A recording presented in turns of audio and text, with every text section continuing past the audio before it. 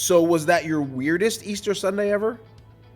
Hi, everybody. Scott here. Easter was a few days ago, which just feels surreal, right? Like we should have been sitting together in this room singing our guts out. Instead, if you're like my family, you were probably in your pajamas watching your TV screens or your laptops or your iPads or phones. And it was great. I hope your Easter was great. Ours was. I hope you got to be with your family and that you really enjoyed being with your family. But you almost want an Easter mulligan, right? Like a do-over, a rain check on Easter maybe.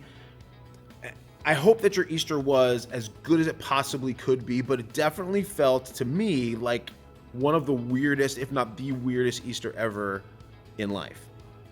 It's not the weirdest Easter on record. There have been actually a lot of weird Easters. Did you know that Easter Island, the one with all the statues, the huge statues with the tall heads and the little bodies, was discovered on an Easter Sunday, 1722. That's why it's called Easter Island.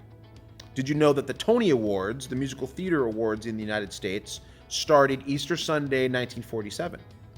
Did you know that the first daylight savings time in the U.S. was on Easter Sunday in 1918? So you can blame spring forward and losing that hour of sleep on Easter Sunday. Not just good things happen on Easter Sunday. No matter how weird this Easter Sunday was for you, and I get it, it was weird. Easter Sunday 2020 is one that we will all remember. It wasn't as weird as the first Easter. Think about the first Easter weekend. So Jesus dies, which wasn't necessarily weird because crucifixion was a normal punishment back in Jesus' day, but the way he died, an innocent man who had only done good, who had done miracles and healed people, who had helped people find their way back to God, falling victim to an evil-inspired mob mentality. And then the severity of Jesus' particular execution was unique. Flogging, the crown of thorns, the purple robe, which no one ever really talks about, but was a horrible part of the whole deal. And then the cross, right? Nails through his wrists and his feet, suffocation, agony. And then to make sure he was dead, the spear in his side, blood and water flowing.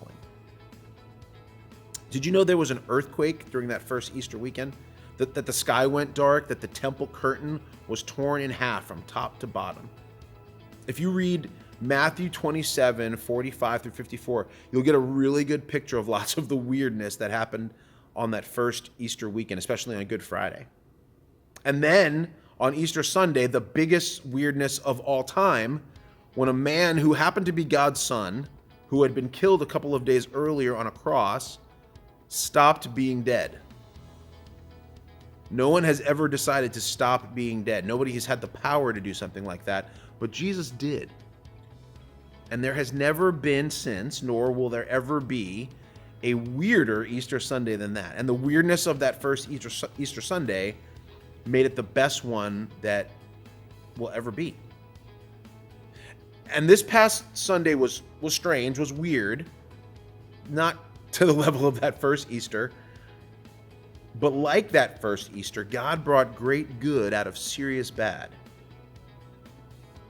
They're saying that because of coronavirus sending all churches basically online, that more people in the world got to hear the message of Jesus' love for them, got to hear the message of his resurrection for them, the message of Easter, more on Easter Sunday than on any other day in human history. That to me sounds like a Romans 8:28 moment. Do you know Romans 8:28? It's one of those Bible verses that I think just memorize it. If you get a chance to memorize it, just memorize it. Romans 8:28 goes like this. And we know that in all things God works for the good of those who love him, who have been called according to his purpose. So in all things God works for the good of those who love him. Here's what that verse doesn't say, and then here's what it does say. What it doesn't say is that all things are good, right?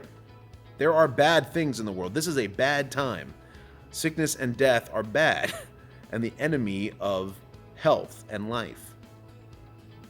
What this verse does say is that God is the expert at pulling good out of really terrible, bad situations, like he did on that first Easter. That was the worst moment of all time. Our hero, God's son, was dead and in a tomb. That Saturday, worst day ever. But God pulled good even out of that. like the most good that humanity had ever seen. So the question then is, if this is his promise, where are the other areas of our lives where God is squeezing good out of a really bad situation? It might just take looking.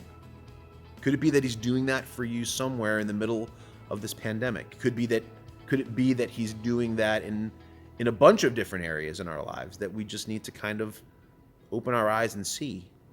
What would knowing that do for us, or what would it change? Would it help us to see some of those situations differently? Maybe help us be able to endure them a bit differently? Would it help us be able to trust God more?